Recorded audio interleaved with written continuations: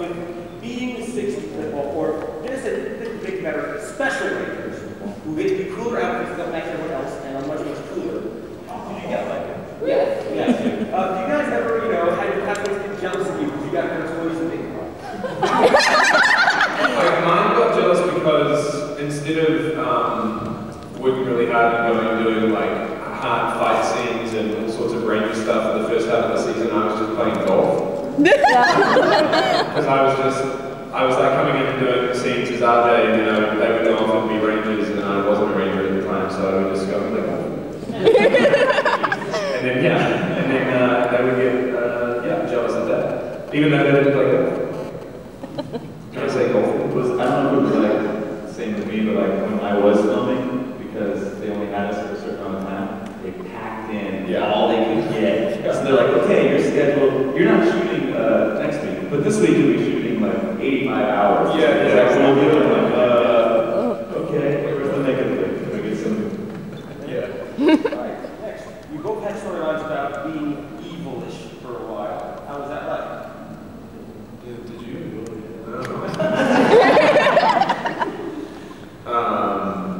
It was good. I do that quite a bit. It seems like the more and more I'm just getting cast as the evil English guy.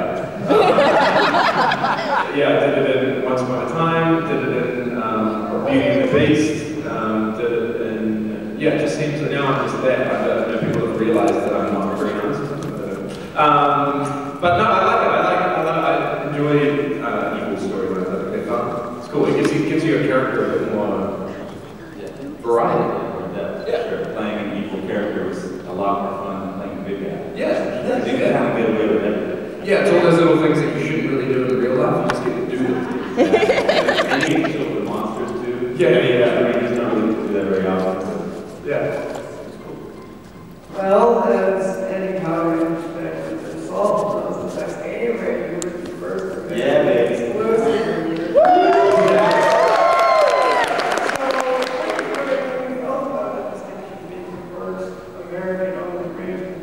It's pretty crazy because before I came here, I really, I knew what it was, but I didn't know the impact it had.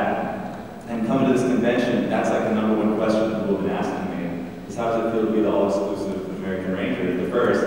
And I feel so much more honored now after talking to all of you, because at the time I was like, oh yeah, it's cool, it's cool, but until you see like kind of the impact that it has on fans, on you guys, it's really incredible. It's a great feeling, and it feels great that I have that kind of like legacy that, you can't take that away from me. I'll always be the exclusive, I can always say that's cool.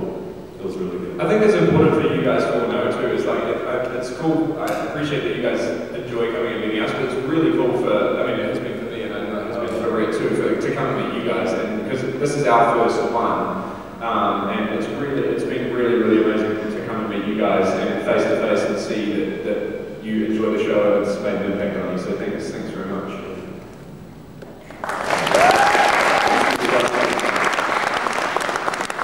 Hi guys, my name is Mike, I'm from Denver. It's a pleasure to meet you guys. It's actually my first Morphicon as well. And my question for you is the following. As a Titanium Ranger, you were under the Saban era, and you were under the Disney era.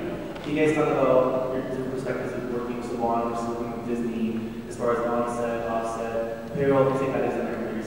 I don't know, how much did you make? Not really, is the answer. I don't really know. I don't really know anything about this season, but it didn't really I don't know, for me, just you go in and you do your job. I don't really get involved in I guess that's why you're managing to do all that sort of stuff, so you don't have to deal with it. And so you can just concentrate on going in and creating a character and doing what you do. So and it's fun. It's another funny thing with this show because you don't work on more than one season. Normally they do. So you can't really do the comparison between when Rick did and when I did. So and also, we were the only 6 Rangers on our individual seasons, I'm assuming, right? So like they could all talk about yeah. And it's not like we didn't really have anyone to compare our situation with, because we were the only ones. So it wasn't like I could, call you and be like, hey, so what's your schedule like? Yeah. We're just out we're floating out in space.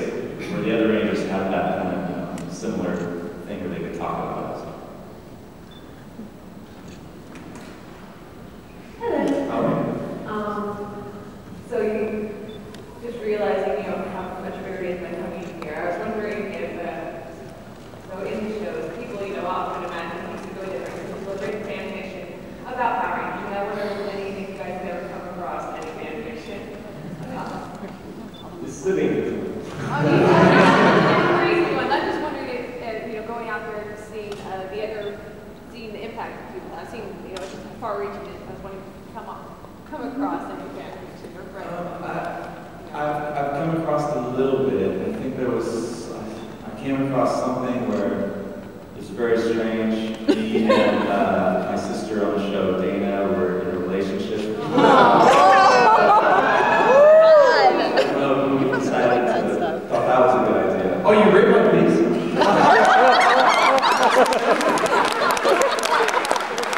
I'm so glad you guys are good. Oh, wow. Yeah, I don't even know what else to say about that. I got a really good piece of artwork from one of the things that came, and it was awesome that he'd come up with sort of backstory that he just created, and it was all in picture form. So like a girlfriend that wasn't involved in the show, and she all had like an outfit that looked like mine, was in yellow, and it was cool. So that's it. I haven't read a bunch of fan fiction, but I come across that way. I wish you would use this Camille right now. I don't know why I'm so disappointed. I know. You guys look so good yesterday, and I didn't even get to see you do this. Next time. 2 years to wait. How do you guys feel about how they wrote your characters, the storyline that you had to go through? How they wrote our character? Oh, Right. really? How they wrote the character, how they introduced you and did it all. And RJ, you get to keep your chair. I wish I had that chair. My chair was like this awesome, like green, like armchair, like a lazy boy. That's awesome. Yeah, it was awesome. Video. Yeah, well, that's totally awesome. It was to watch TV. No, I really enjoyed the writing. Somebody asked a question in the panel earlier about the writing, and is it tough to deliver? When you sort of do messages for kids, or does it get repetitious? And I guess it's sort of that's our job is to make all that, to take what you're given and enhance it further and make your character, believe those lines and push them as far as you can. And I really enjoyed writing. It's so much fun. It's such a fun show to do. So. It was really cool too. I was talking to Jackie on the panel earlier, who wrote a bunch of the stuff for Lightspeed and a bunch of other things. But she said this was definitely one of the most violent kind of arcs that they've ever had, and they were kind of pushing the boundaries a little bit for like what kids would like or this and that, which I thought was really cool because I got to bring a little bit more to the character, and it showed a little level of maturity that I don't think Power Rangers really, was kind of building up to that, and now it's kind of got to this level now where we've kind of helped it, and that feels good, thanks to Jackie and all the people behind it that kind of have that direction to do that.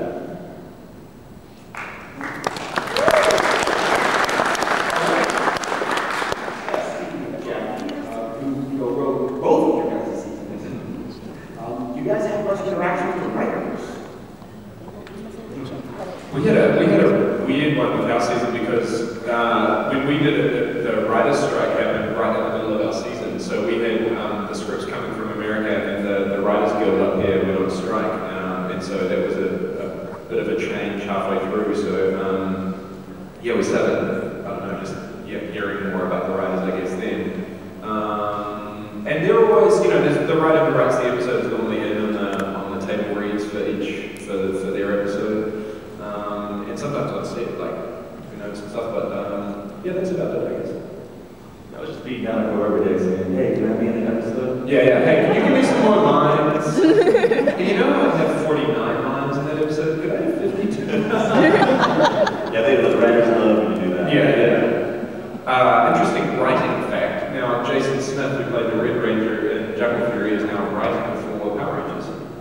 Oh, yeah. So he's down based in New Zealand now, and is one of the writers for the Super Mega Force that's going on right now. Yeah. So he writes that. He should have been here. I know.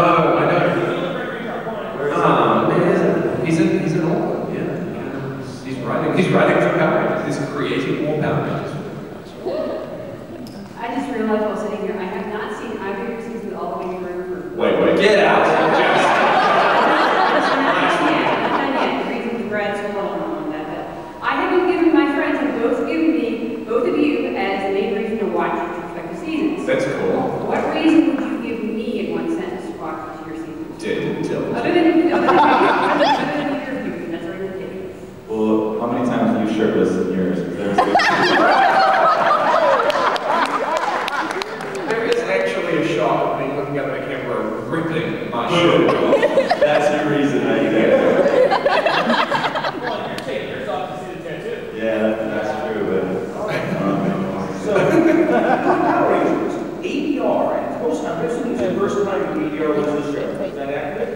The first time I had ADR? Yeah. No. For it was not the show, no. Oh. But it was a lot for the show. ADR is tough for the show. It's a lot. Yeah, I don't know. Yeah, I guess people don't think about it. It's all, every fight scene and every noise that you make is all done in a bit of going, ah, oh, ah, ah, oh, ah. And that's like, that was me doing it for about 15 seconds, and you've got to be doing it for, wow, it's just ages, eh? And it's got to be, you've got to match to every effort and every, it's crazy. It's exhausting. Yeah, it really is. And sometimes you have to come in and you'll do it before you shoot for the day. Yeah, it's like 6 a.m. Yeah. So you're like, just a little bit louder, like, okay, Tom, give me a minute, please give me a minute. Yeah, exactly. Yeah, it's tough. It really is tough on your voice. It's because it's all just really, it's all gravelly. Yeah, it's almost like playing a video game. It's like hand-eye coordination because you're seeing yourself and you have to match, what you're doing at the right timing. So it's like kind of anticipate, and everything happens so quick. Like they're always in a hurry. So I feel like when I went in there every time, Scott was like, "Okay, you have like 10 minutes. Let's go." And I'm like, I was like, "You gotta just watch the scene once and then figure it out." And I'm just like, "Okay." Yeah, it's just gonna be like some tricks and things are gonna happen. It'd actually be a cool thing to put in the. Has there ever been in the DVD extras of anything like that? Have you guys ever seen how it works? Yes. There is, yeah. It'd be cool. It's a cool thing to watch because it's a thing I take people along to who don't know about the industry. It's a cool thing to watch. Our season actually did a naughty version Really? for fun. And I don't know if it's ever been released. I think Scott said he was going to do like something. He did. Oh, you see it? A couple clips. Okay. That's The amazing. whole thing is always hilarious. Is it just voiceover noise? We had like, I don't know, a day off or something. He's like, hey, I have an idea, come in, and we're just going to make like, just with a bound. Yeah. It was ridiculous. That's hilarious. It's for the kids. Yeah. All right. Sorry, we don't censor. Next question. Quick question for David. I know your accent. Yeah. Yes. I was just curious, by nature of your character, by nature of the fact that he's a professional chef, as his day job, a lot of your scenes were filmed in kitchens and around and handling food and such like. I was just wondering if there was any particular special challenges or any funny incidents that came about because of that. It was funny. We would do like fight training in the morning, so we do all the like kung fu stuff in the morning, and they had like specific fight stuff that we were learning, and then in the afternoon we would actually all of us go to a pizza kitchen. So they took us to one and learned about we were doing like wood-fired pizza, and so we learned about how to put it in, how to take it out, how to put it on. So they got that specific, which was pretty crazy. And then funny stuff in the kitchen. Oh, I enjoyed the flour fight. We just got to throw flour everywhere. Yeah, it was cool. It was fun.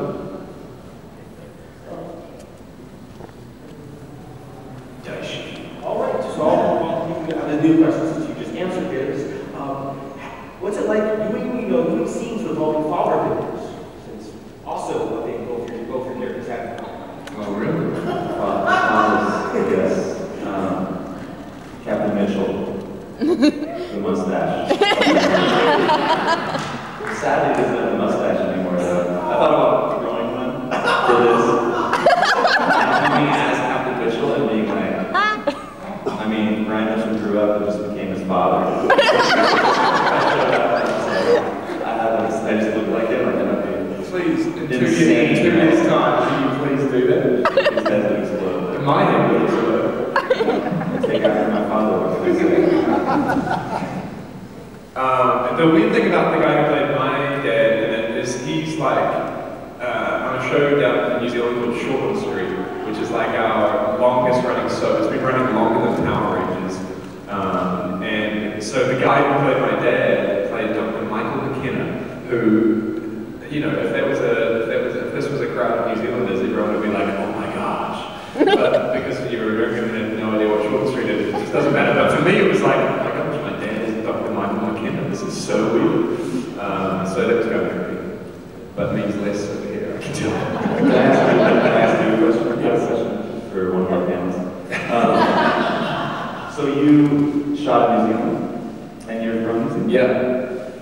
Yeah, I was actually up here. I was up here, and it was doing a show up here, and then the writer's strike was about to happen, so I went home because I knew that stuff was about to die, and then I got auditioned for Rangers down in New Zealand, and shot Rangers down in New Zealand, yeah. So the Rangers from that season are all from New Zealand? No, we've got 3 Kiwis, 2 Aussies. Yeah. The production got moved down to New Zealand from your dominant after season 11. What's that? Production moved to New Zealand after season 11. Yeah, I just didn't realize that the actors were from New Zealand.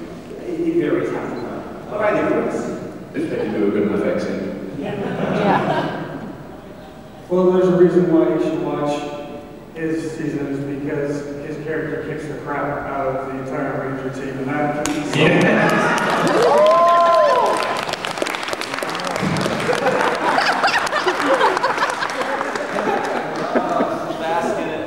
He seemed to be before, he just wanted somebody to say that when we got in here. You've made his day. And your character was,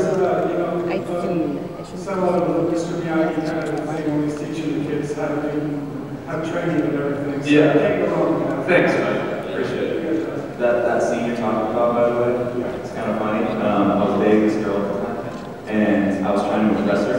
I'm like, you should come, because every once in a while you can bring like whoever you want to a taping. And so I brought my girl that day. Oh, nice. I think you should come on July 12th, just randomly. And then it was just like, whoo, and she's like,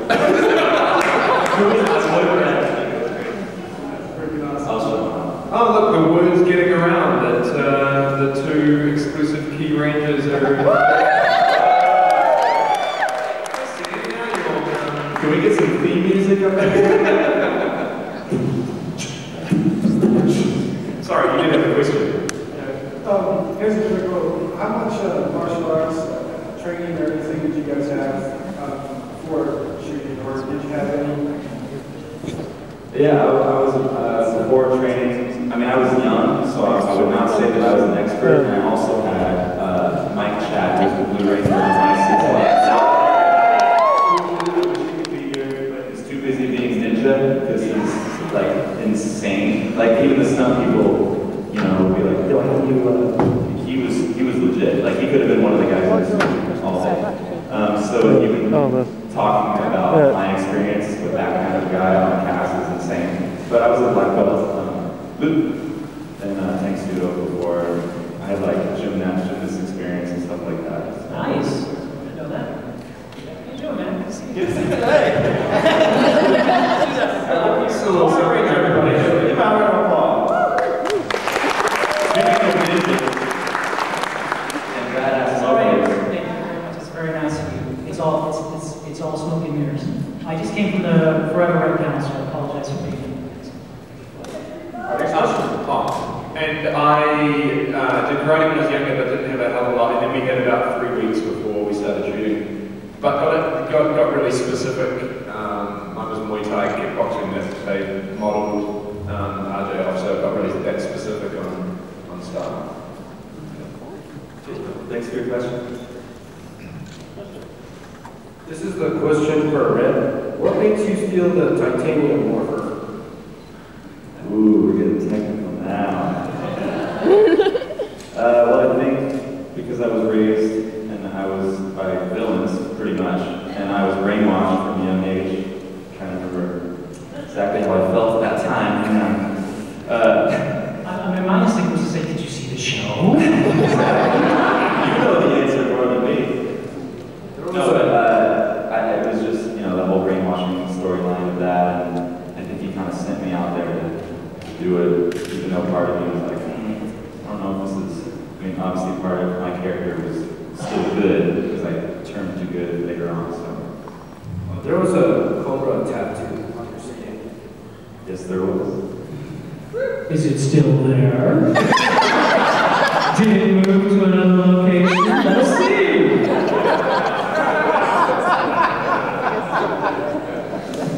No, that was cured of that affliction.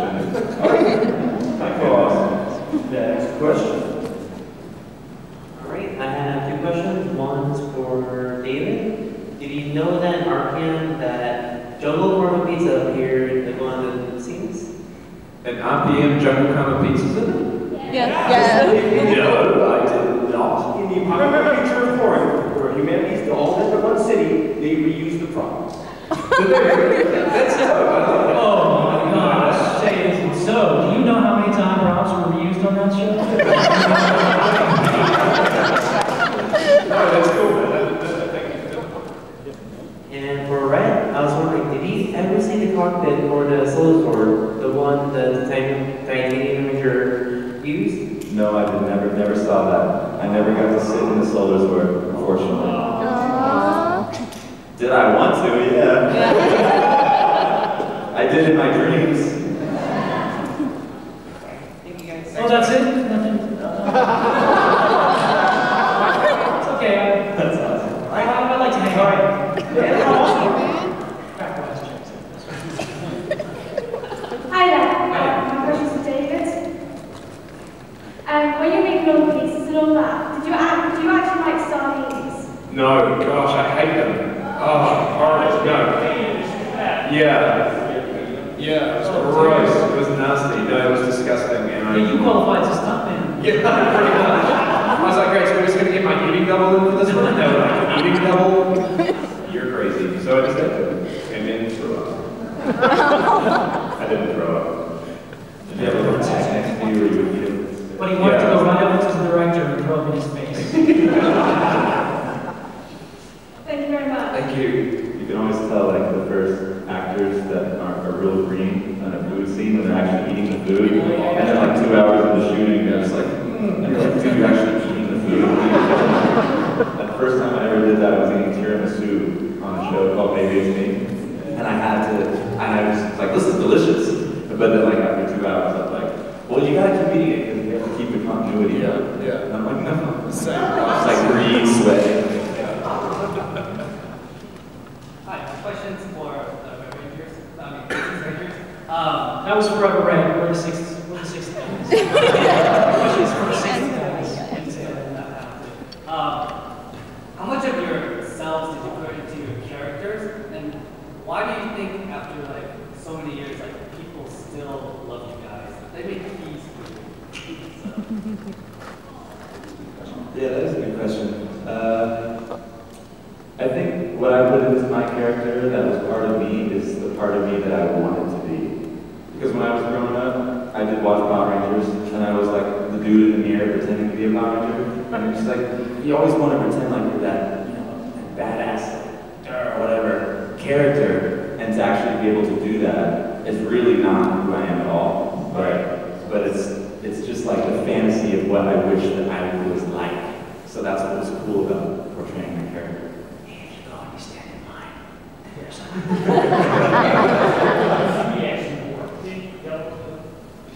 What's that? Your suit color.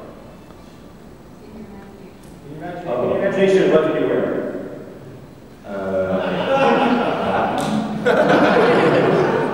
Just a step up.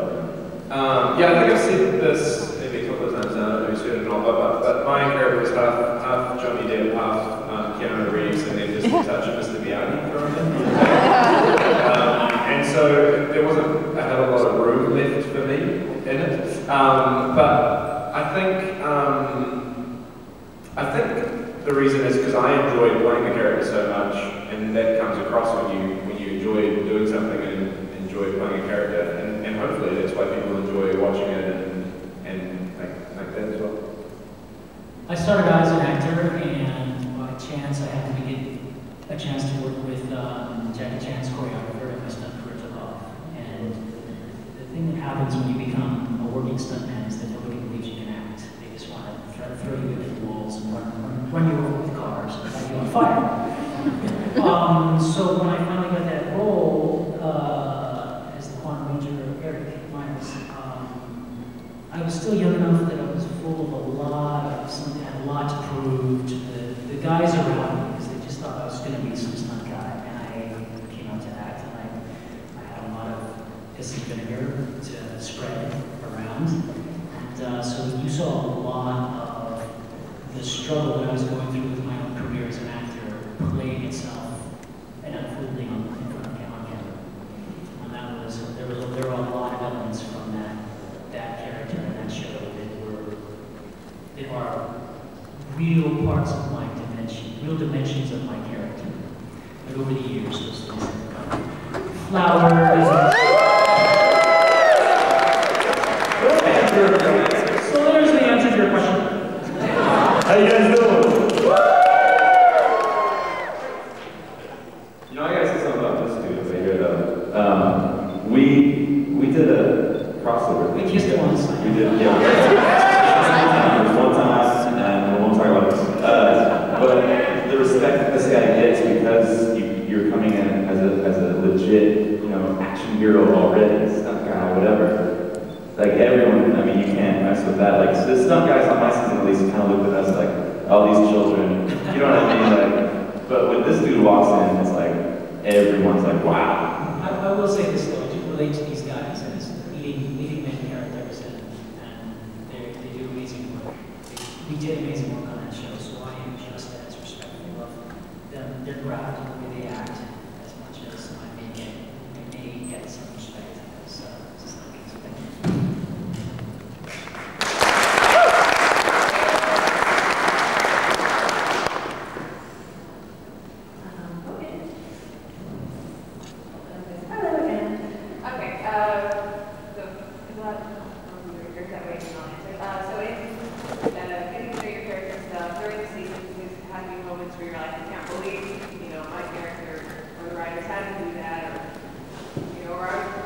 Dragon sword, could he, my quantum sword rex, could he do dragon sword?